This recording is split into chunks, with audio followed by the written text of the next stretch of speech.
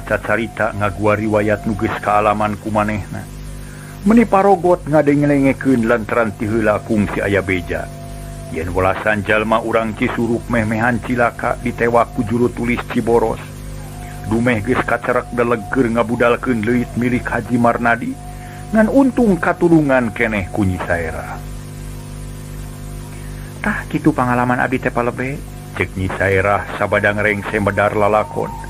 Atuh sarerea colohok bengong teu anyana horeng jadi jawara sawewena Nyi Saera teh. Nuhun ari salamet manyai. Mang mangiring bingah we ku ayana hidup geus hasil manggihan nu ngabinasa Ibu Rama. Oge geus hasil numpes nu jahatna. Tapi mang teh penasaran ka mana ari jang angara. Nu mawi panuju nyusul-nyusul Ki Baraja nu saterasna bade ngajorag ka Guha Pateng. Sejang hancurkeun pertahanan musuh numpes jalma-jalma jahat nu telenges. Margi numutkeun panalungtikan anu janten ulon-ulon pangacau di unggal tempat teh ayana di Guha Pateng. Gegedugna katelah si juru simpen haluhurna aya deui nyadugi ka Ki Buranil oge ku baladna sok disebut emah dumeh umurna geus kolot pisan saurna teh. Kitunya dupi si Buldani kumaha palebe meni oloho. Si Buldani mah aneh asal linghas hesena keur katewakna mang lebe. Tapi kadigjayaan manusia mah aya watesna. Insyaallah dina hiji mangsa mah si Buldani ge bakal beunang. Da sami komplotan Ki Buranil keneh teh. Bisa jadi. Nya cu lapor arane si Buldani teh geus maehan emang jeung bibi cek hiji jajaka para mitra. Horeng teh alona Mang Iha. Manehna ngarasa gemes jeung ceuceub ka si Buldani nu geus mateni Mang Iha jeung pamajikanana. Loba nu ceuceub ka si Buldani mah ujang, loba nu ambekeun ka manehna oge. Doakeun we ku sarerea sangkan si Buldani buru-buru dileahkeun ku pangeran. Sina apes, sina leuleus, sina lemah, sina eleh sagala rupana. Nuhun-nuhun mun bisa sadar kawas Mang Dampa. Lah, kodaran we tutuman lah. Temal hiji jelema nu diuk diburuan ger nu sejen seuri jeung satujueun deui.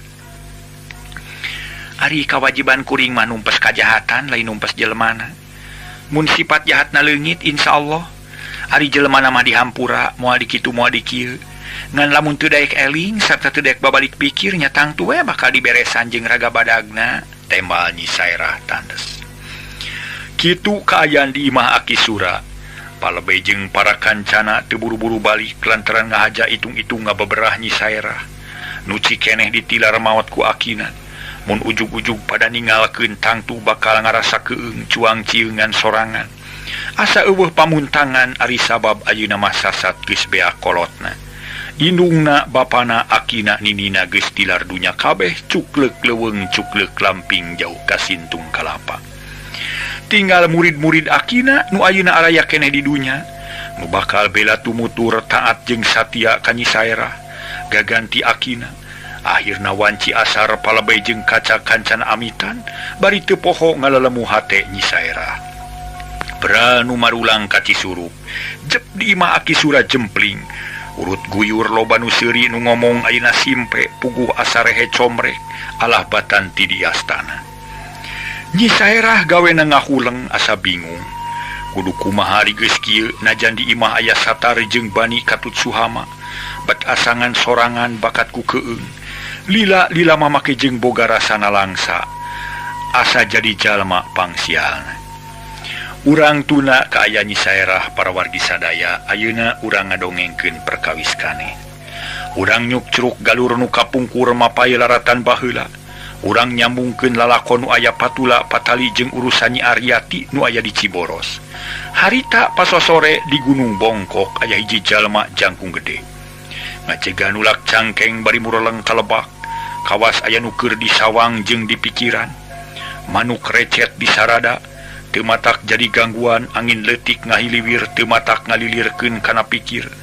Teu ngahudangkeun kana rasa ulang anteng nyawang tempat nu aya di Lebak. Bet kawas aya tanaga gaib nu mawa jiwa eta jalma kalemur nu aya kuloneun Gunung Bongkok.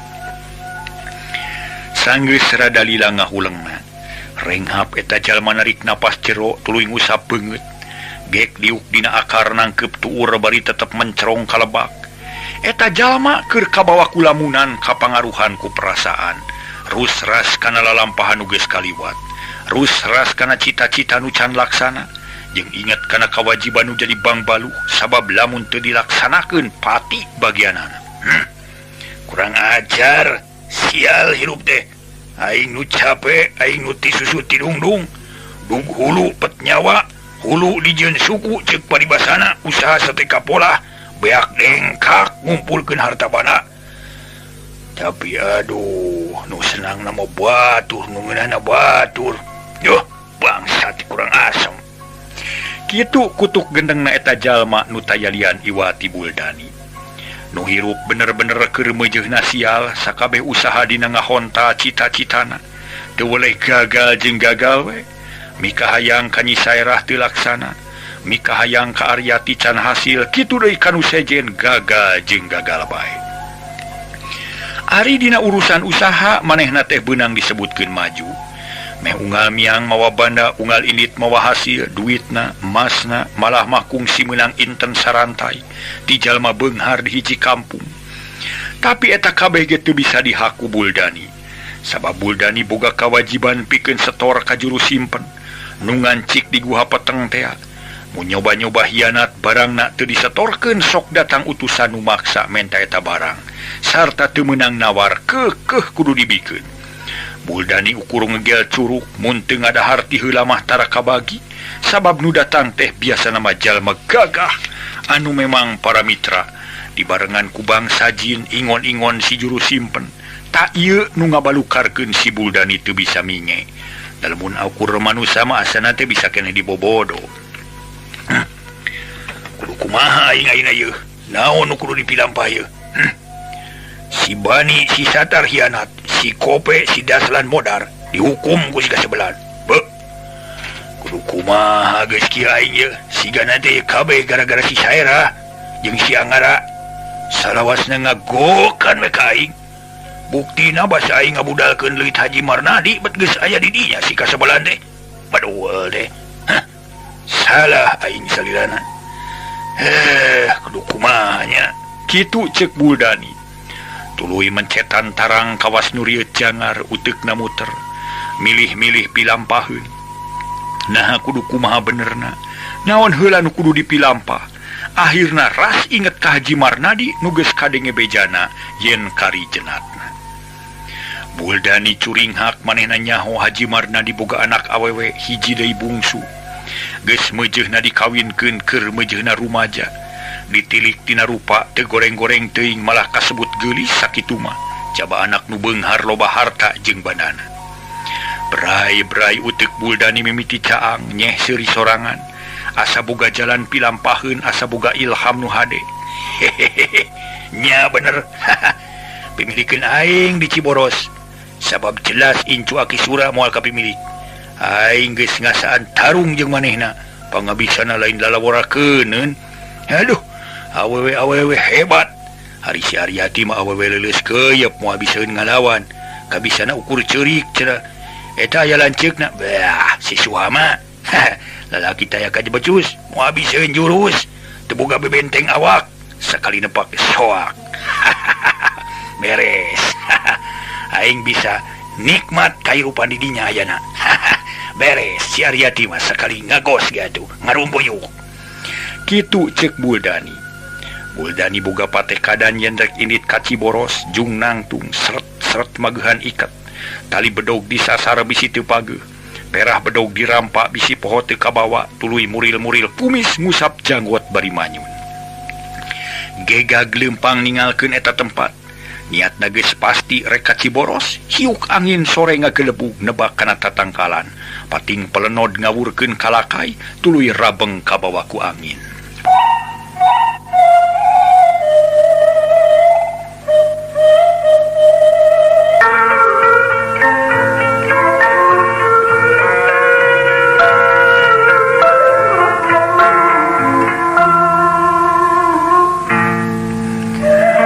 Para mitra kaum dangu, manuk recet di sarada jajab sang jawara nurek ngadatangan kabogohna. Duh, kahayangna ya para mitra. Aku-akuan harita teh para wargi sadaya. Hatu puguh we. Jigrah-jigrah Buldani lempang lengkah panjang bangun gagah lirorah wana nurek maling Dewi Sinta. Tongeret reang disada kawas nu ngajurungkeun kanumiang. Nitah buru-buru indit kadengena mah para mitra. Tong direret cenah. Kawas nu ngusir sangkan buru-buru jauh indit balik ka nagrina. Panon poe geus lila surup mega hideung ngadingding di beh kidul. Hari kulon katemong keneh kalangkang sang surya muncrat nyorot mega nu ngalamuk luhureun gunung. Cahayana koneng umyang sumirat nyorot gunung jeung tutubuhan kahibaran cahaya layu. Kalayang lalai gaya bag kalong rametuk jeung reungit ge rabeng haliber. Laliar neang pangupa jiwa malah gaang jeung jangkrik mimiti bijil tina liang. Disada ngaramekeun datangna peuting, ngabagiakeun jangjang peuting nu geus meber. Dina kaayaan kitu para mitra di imah Nyi Aryati ngan aya duaan. Nyatana Aryati jeung Biikeung nu geus sababaraha poe ditinggalkeun ku Suhama. Da milu neangan Anggara jeung Nyi Saerah marengan satar tea. Sore eta karasa asa simpe asa keueung jeung geueuman. Padahal taya bedana jeung poe kamari. Kitu-kitu keneh ngan perbawana beda kawas aya kila-kila nu matak kagoreng. Tibarang repeureum pareum layung kadenge aya bueuk deukeut pisan ka imah. Ti kajauhan aya tuweuh disada siit uncuing milu ngiwud. Malah teu tinggalieun betreang sora gagak dina tangkal ranu. Harita Nyi Aryati keur diuk di tengah imah. Karek rengse tas ngalakonan salat magrib. Biikeung masih keneh uyup ayap kana selot jandela jeung panto. Bisi aya keneh nu can pageuh, horeng hordeng dibenerkeun, lampu tempel dikaitkeun kana paku dina tihang. Bi tos beres bi, parantos neneng na bade aya pikeun saeunaon kitu. Temal Biikeung bari ngareret. Tuluy nyampeurkeun gek diuk sopanaker. Ngarumasakeun jadi babu padahal Nyi Aryati mah teu ngababukeun. Datara loba nitah sabab Biikeungna hideng jeung hampang birit. Ari bibi keung teu sumuhun bibi teh pun Ikeung. Ih, bibi mah saliwang lain nanyakeun ngaran Ikeung tapi keung atawa henteu. Nyi Aryati rada jengkelin. Sumuhun di dieu. Ih, kususah ari ngomong jeung nu saliwangnya. Mangga palai tuang mah atuh Neng. Datos sayagi dina meja. Ya Allah, ya Robi. Nyi Aryati ngusap beungeut. Moal moal nu calan Surabi mah wayah kieu mah ieu. Neneng, enjing deui nu ngical Surabi mah wayah kieu mah teu aya, sok subuh ngadamel teh. Nyi Aryati teu ngomong deui. Manehna ukur ngarahu bari mencerong kana bilik. Ceuli ngadadengekeun kaayaan di luar anu reang ku sora gaang, dipiring ku sora jangkrik, sakapeung kadenge sora nu ngomong rada angang. Jadi ayang seuri ngadenge Biikeung. Ya aya wae atuh ieu nya. Dasar saliwang. Nanya ka kaler ngajawab ka kidul. Aduh, aya we ieu. Harita Biikeung nyarane kana bilik bangun teu aya kabingung. Da memang teu loba pikiran pikeun manehna mah. Dahar cukup pake aya teu kudu mikirkeun naon-naon asal satia satuhu kadunungan. Ari Nyi Aryati beuki lila kalah ka beuki uleng ngalamuna. Rus ras ka jaman geus kaliwat. Harita teh inget ka indungna, inget ka bapana, tetela sedih ari pahatu lalisma. Mun aya kasusah teh cenah para mitra. Meuni hese pisan. Teu aya keur pamuntangan, boga lanceuk hiji ayeuna keur indit-inditan, anger we keueung Nyi Aryati teh. Kolebat beungeut bapana hate Nyi Aryati ngarenyap. Narek aya naon atuh iteh nya? Hate teu puguh rasa pipikiran kumalayang bae. Teu beunang dipapalerekeun. Mak, Bapak, abdi doakeun singkiat mayunan rupi-rupi cocobi. Kitu gerentes hate Nyi Aryati, tuluy ngahuleng leuwih uleng kawas aya nu dipikiran. Neng, tuang raka teh menilami-lami teuing nya, ka mana wae atuh angkatna teh aden teh. Biikeung mimiti ngajak ngawadul. Ih heueuh kuring ge mikiran Kang Suhama. Nah indit-inditan teh kamalinaan teuing asana mah geus leuwih ti saminggu bi. Meuni teu beja teu carita ngampleng salila-lila. Tema Nyi Aryati. Ayeuna maradak kabeberah meueusan da Biikeung beunang di bawah ngomong. Rupina mah jang Anggara teh teu acan kapendak. Pasti karena kitu natebi sabab ari geus kapanggih mah moal burung gancang balik. Sumohon kitu eta aya anjing ngagogog di lebak aya naonnya. Biasana masuk aya nu ngaliwat ari kitu teh. Ceuk Biikeung bari dengdek. Danya aya anjing ngagogog harita teh para mitra. Nyi Aryati teu ngomong deui, manehna ukur narik napas ngan hatena ngarasa keung. Asa leuwih banget batan tadi mikir anu lain-lain sok sieun aya itu jeung ieu. Teu disangka-sangka da puguh di imah taya lalaki eueuh nu tanggung jawab.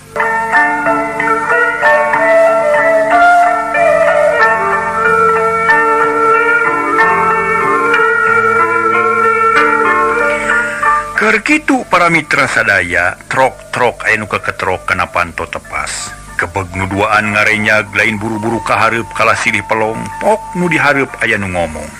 Nyai, nyai, nyaring keneh. Pelong hate Nyi Aryati ngemplong. Sabab nilih kana sora mah kawas-kawas jalema hade teu aya niat goreng. Ngan pangaruh hate nu keur baluweng teu apal kana eta sora, teuing sora saha pok nyarita ka Biikeung. Buka Panto Nabi aya tamu. Mangga Neng. Biikeung ngojengkang ka Tepas. Kolotrak ngalaan tulak harita keneh ari brai Panto muka. Breh aya nu nangtung dina golodog di harudum sarung make iket barang bang semplak. Mana Nyi Yati Bi? Ceuk Kisema. Oh aya di lebat bade aya pikeun saeunaon. Aya perlu saeutik bejakeun ka ditu jig. Mangga. Biikeung ka tengah imah langsung bebejak ka Nyi Aryati.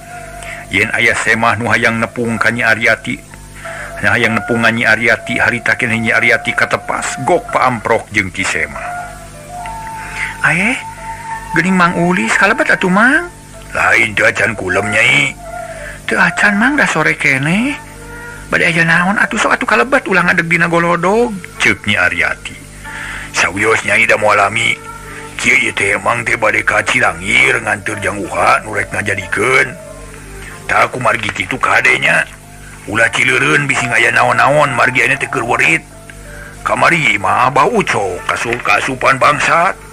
Kadenya nyainya sing parageuh tulak Panto jeung jandela kulem ulah tibra teuing. Mun aya naon-naon buru-buru minta tulung ka tetangga kitu we nyainya mang rek ieu aya perlu heula ceuk Kisema. Nu tetela juru tulis nu katitipan ku Suhama teh. Nya nuhun atuh Mang, mangga atuh milu jeung angkat. Nyi Aryati rada regreg meusan. Tapi akhirna mah jadi honcewang sabab Ki Ulis teh rek nyaba ka lemur sejen. Mun aya naon-naon moal aya nu nguruskeun. Geus kitu mah Ki Ulis turun kaburuan leos indit sakedeung oge geus ngiles dilegleg ku poekna peuting. Angin leutik ngahiliwir jajab Ki Ulis nu indit. Jangkrik jeung gaang patemalan kawas nu milu midangdam mika melang ka Nyi Aryati. Hayu kalebet deui Neng, tiis di luar mah sareng keung deui bilih aya nu jahat. Biikeung ngalilirkeun anu ngalamun. Muhun bieu atuh ka jero tulakan Panto. Aryati asup deui ka tengah imah. Panto Tepas dipeundeutkeun ku Biikeung. Teu poho ditulakan pageuh sakumaha mistina. Teu kungsi liladuanana geus dariuk deui di tengah imah. Kaayaan asa tambah sepi jempling beda pisan jeung sasari. Biasa mah wanci kitu loba keneh nu lalar liwat ka hareupeun imah. Malah mah barudak ngora sok glecek cok bari heureuy. Tapi harita mah meuni sepi jempling teuing kamarana budak teh. Dina kaayaan kitu kuloneun imah Nyi Aryati aya nu sasalingkeran kanu buni. Teu sidik dedenge dedeganana, teu sidik keuretan beungeutna sabab ukur ngabeleg-beg hideung ngajuringkang siga kalangkang. Kolebat celeg hareupeun imah katayep kana golodog jen ngajanteng dina golodog. Rada lila ngahuleng kawas nu keur ngareureuhkeun kacape. Geus kitu ngodok saku ku siwel ngabijilkeun alat. Tuluy dipake nyokel tulak Panto jeung konci. Da Panto teh dikonci ongkoh make tulak tina kai ongkoh bakat ku hayang pageuh. Korotak cepret tulak jeung kunci muka renghap eta jalma narik napas jero. Alat muka Panto didasakuan deui, tuluy Panto disurungkeun lalaunan. Berai muka cat mancat ka Tepas ngateyep leumpang dina palupu. Teu kadenge reka terket, teu katara aya jalma kawantu ngagunakeun elmu ucing. Ieu teh asa jembling-jembling teuing, areueuh kitu gerentesna hate sema. Bari tuluy ngadeuketan Panto tengah nu sarua geus ditulakan. Keur kitu aya nu ngagerendeng di jero horeng Nyi Aryati keur ngobrol jeung Biikeung. Ki Semah meuni dengdek ngadedengekeun ngobrol. Ku sakilat geus kanyahoan Nyi Aryati aya di imah, ari Suhama teu aya keur nyaba. Lakadalah. Dasar milik ieu. Gurame paisan keur aing. Gerentas Ki Semah tuluy ngakalan deui tulak panto tengah.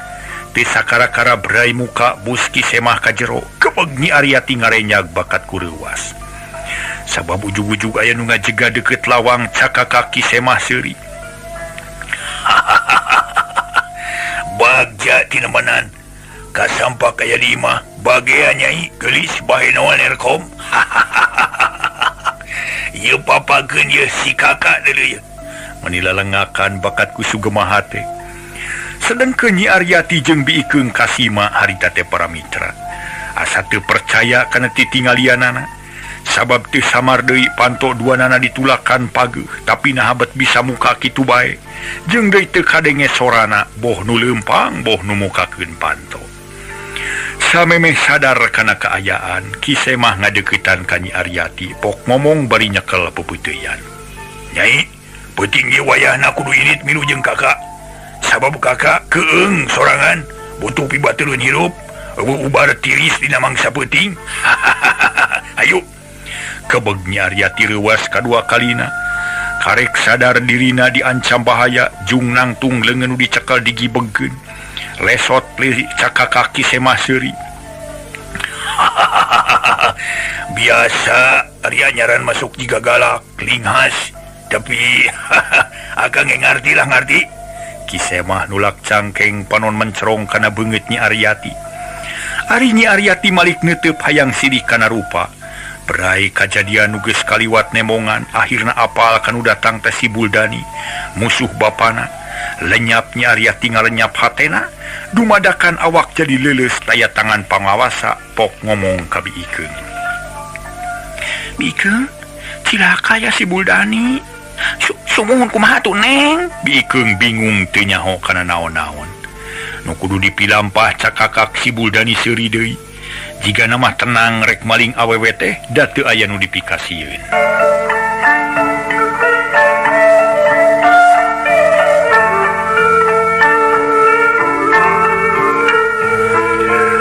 Harita para mitra si Buldani tuluy nyarita bari cakakak seuri. Syukur geuning apal keneh kakak. Memang geus sababaraha kali ka dieu kakak teh malah ka tuang rama ge sering. Hanya kalwe tuang rama medit haji buntut kasiran merege hese kekerehead cap jahe. Ayeuna mah laksana kitu cek Buldani bari tuluy nyampeurkeun ka Nyi Aryati. Nu disampeurkeun gugup kabrug ngarontok ka Biikeung silih rangkul bari jeung bingung. Kak pepeuteyan Nyi Aryati dicekel deui, ditongtak rada bedas dipisahkeun ti Biikeung. Biikeung timbul wawanen teu anta parah kep ngegel kana leungeun si Buldani. Waduh, gelo sia, kaos anjing sia bubul gegel. Sugan hayang dikieu sia ha?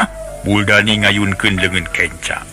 Habakkeun pisan kana pipi Biikeung, poceak ngajerit bakat ku nyeri. Rumpuyuk bru nyuuh huntu asa unger rada puguh cabokan jawara lain lalaworakeun. Bibi, kunaon Bi? Nyi Aryati teterajelan rek nulungan Biikeung.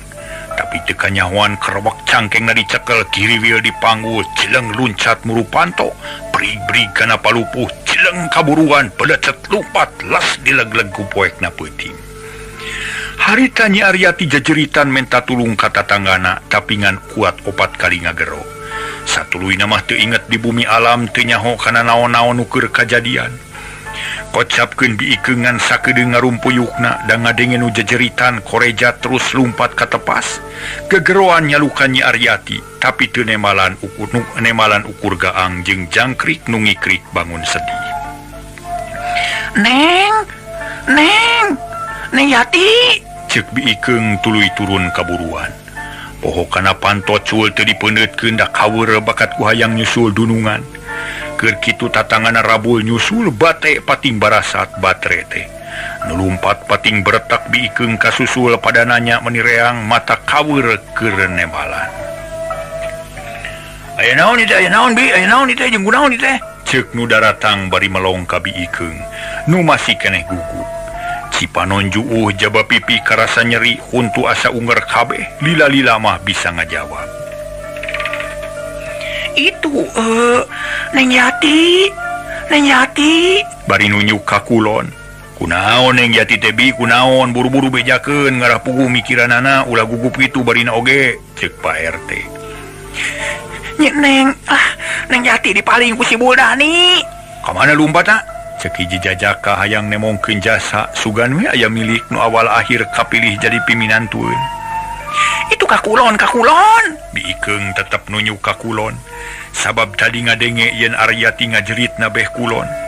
Batur-batur aya udag si Buldani cek Pak RT. Bereng lalumpatan rek nyusua si Buldani. Batre pating barasat nulumpat patarik-tarik maksud narek ngudag bapa maling. Ari Biikeung balik deui ka imah bari rawah riwih ceurik beuki reuwas jeung ka beuki sedih. Sabab jelas ayeuna mah dununganna teh aya nu maling. Urang Ciboros harita teh para mitra jadi tagiwur nu geus sare kahudangkeun. Barudak pahibut milu turun ti imah. Budak leutik pating koceak hayang milu ka indungna.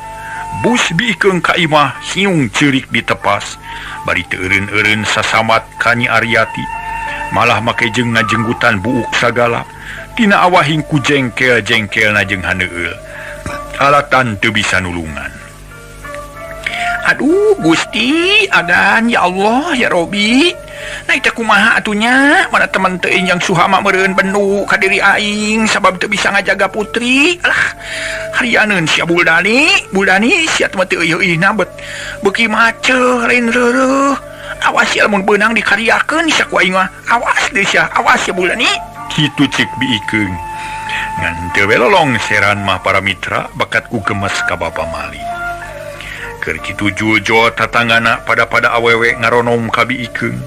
Pada naranyakeun aya naon menipah heula-heula da panasaran. Biikeung nerangkeun kanu araya di dinya sabalakana ngan teu weleh bari ceurik. Kawas nu riweuh naker jeung ngomongna para mitra jeung nyusutan Cipanon ngomong teh jeung nyusutan Cipanon sakapeung inghak-inghakan. Tuluy harita nyusut leho nu milu ngibud bari nyurucud. Tungtung kabaya geus baseuh pipi bareueus. Panon beureum carindak-dak. Sanggeus ngabalakakeun naon-naon nu kajadian harita. Biikeung nyuuh deui bae bari sumamat ka Nyi Aryati. Ku tatanggana pada ngalalemu pada ngupahan ngarah teu sedih teuing. Kacaturkeun para mitra sadaya nu ngarudag bapa maling estuning daya hartina.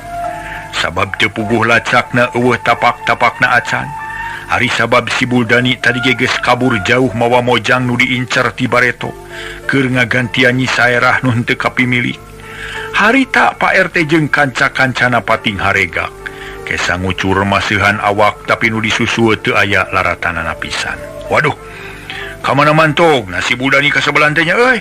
Cek Pak RT bari ngaraneg napas ngahegak tongong baseuh beku kesang anu sejen aya nu milu eureun tapi teu ngomong ukur luak liuk nenyo kanu bala. Waktosna see para mitra sadaya deuh